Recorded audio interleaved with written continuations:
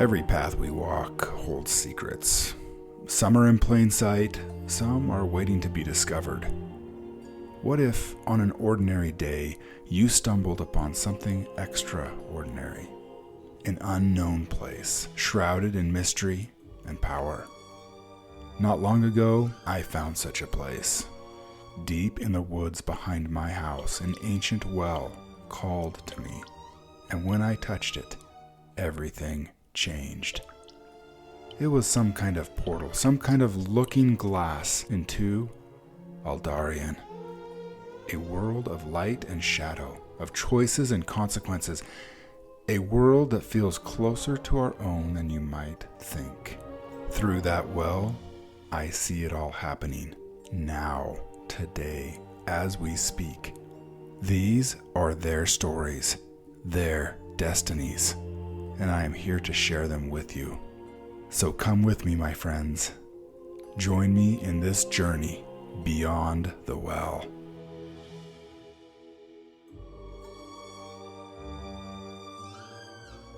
A Traitor from Within, Episode 2, Shadows in the Emberwood. The Emberwood loomed dark and unyielding as Eamon slipped through its underbrush, every step muffled by leaves and damp soil. The stone in his palm pulsed with a gentle warmth, its whispers coiling like threads in his mind. It had guided him here once again, and though he moved with caution, the weight of Darion's betrayal pressed down upon him. For days, Eamon had spied on the bandits' movement. He traced their paths, marked their hideouts, and listened from the safety of the shadows. The whispers grew clearer with each passing night, sharpening his instincts and unveiling hints of their plans. He discovered caches of weapons hidden beneath fallen trees and learned of their strategy to breach Veilmoor's defenses under the cover of darkness. The whispers warned him of danger with a chill in his chest whenever patrols approached, but each encounter, each close call left him grappling with fear. The constable's presence among the bandits made everything more perilous. Darion knew him, his patterns, his habits, his weaknesses. That familiarity made the deception cut even deeper, but it also gave Eamon insight into Darion's movements. One evening, after barely evading a bandit patrol, Eamon returned to his modest home on the outskirts of Veilmoor. The shutters were closed tight and the fire burned low. He dropped heavily into a wooden stool, exhaustion clawing at him. In the flickering firelight, he examined the stone, turning it over and over again in his hands. "You're asking too much of me," he whispered, his voice raw. "I'm just one kid. How can I protect anyone? How can I stop Darion the constable?" The stone's whispers were softer tonight, more like the gentle murmur of a stream than the urgent rush or a torrent. Images flitted across his mind. His grandmother's face, her unwavering gaze as she passed the stone to him. Her trust was a weight he both cherished and feared. The whispers shifted, soothing his doubt with echoes of encouragement and strength. He closed his eyes and breathed deeply, finding a fleeting calm. But calm was short-lived. A knock at the door shattered the moment, and Eamon sprang to his feet, heart pounding. He slipped the stone into his pocket and opened the door a crack. "Eamon!" came a hushed cry of Lyra, one of Veilmoor's herbalists and an old friend. Her pale face was framed by strands of auburn hair, and worry etched deep lines across her brow. "Can I come in?" He nodded quickly, ushering her inside and closing the door behind her. Lyra wasted no time. "Something's wrong. I've seen strangers in the woods, men who don't belong, and I've heard whispers. People speak of raids, violence." She clasped his arm, eyes wide. "If there's any way you can help out, you must." Her plea struck at Eamon's core. She knew nothing of the connection to the stone, nothing of his secret burden, but the urgency in her voice mirrored his own fear for the town. "I'll do what I can," he promised, his voice steadier than he felt. "But you must stay vigilant. Don't trust anyone you shouldn't." Lyra hesitated but nodded, sensing the gravity of his words. The next day, Eamon followed the stone's pull deeper into the Emberwood. It guided him with growing precision, its whispers more insistent. By dusk, he found himself crouched near a rocky outcrop overlooking the bandit camp. Flickering fires cast jagged shadows, illuminating rough men sharpening blades and preparing supplies. At the heart of the camp stood Aldarion, speaking with the man Eamon recognized as the bandit leader, a scarred, hulking figure named Ralvik. Eamon strained to hear their conversation, the stone amplifying their voices like echoes carried on a breeze. "We strike in 3 days, Ralvik growled.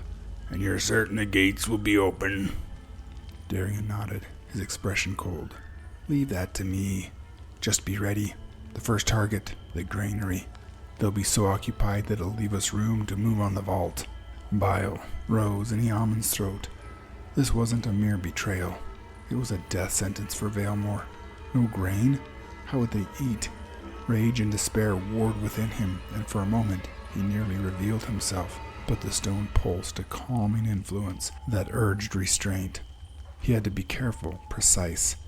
If he acted without a plan, he had doomed them all. Retreating silently, Eamon's mind raced. He needed allies, but who could he trust? His grandmother had been adamant to the idea that he keep the stone secret. Actually, the word she had used was sacred. That he wasn't to show it to anyone.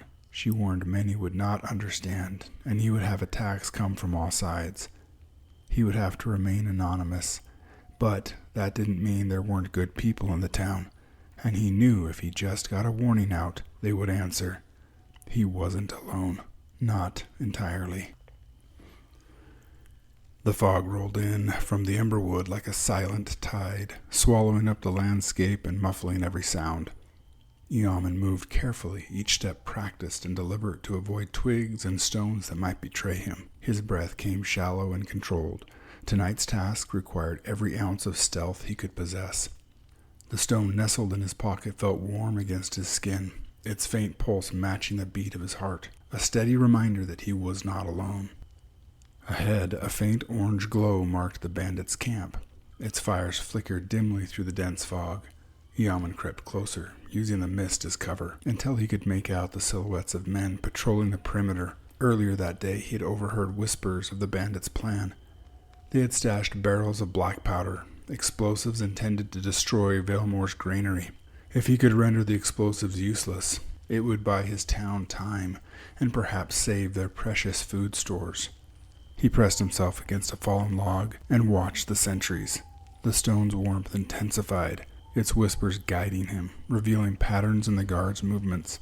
He waited for the perfect moment, a narrow gap when 2 of them would pass in opposite directions, leaving a blind spot. When it came, he moved swiftly, his steps soundless. Reaching the edge of a large tent, Eamon slipped inside. The air reeked of sulfur and burnt wood, and several barrels lined the far wall, sealed with iron bands and marked with warning symbols. His pulse quickened. This was it. He pulled a large water-filled skin from his belt. Dousing the black powder would make it inert, but he had to work quickly and quietly. One by one, he pried open the barrel's lids, the wood creaking softly. With trembling hands, he poured water onto the powder, soaking it thoroughly.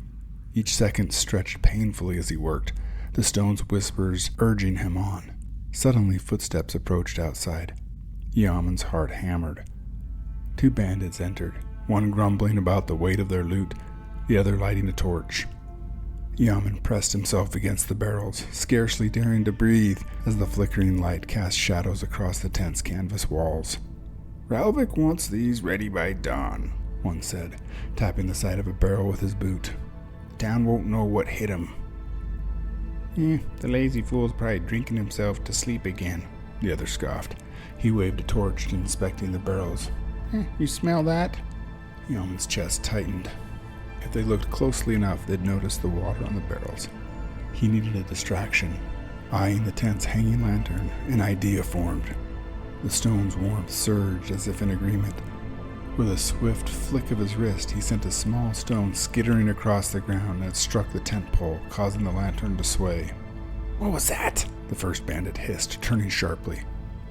Just a rat," muttered the second, but his attention lingered. As the bandit stepped closer to investigate, Eamon acted.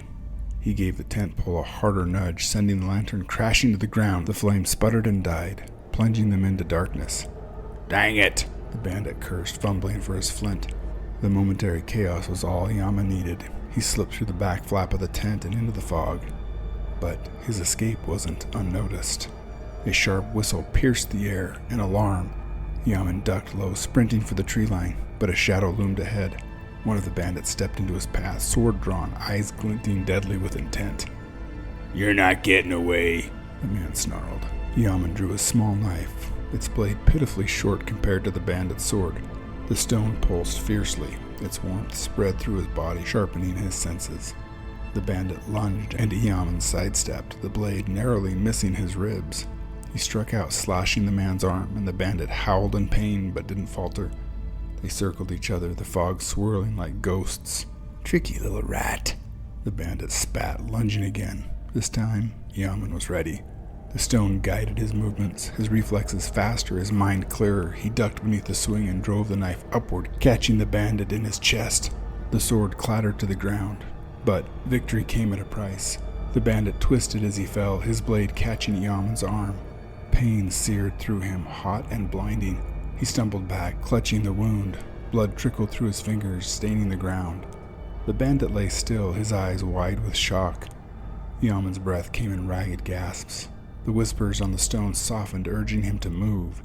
He pressed his palm against the gash on his arm, willing himself to stay upright. There was no time to linger. More bandits would come. Stumbling through the shadows, Eamon disappeared into the fog once more, the stone's warmth his only comfort. He had done what he could tonight, but he knew this was far from over.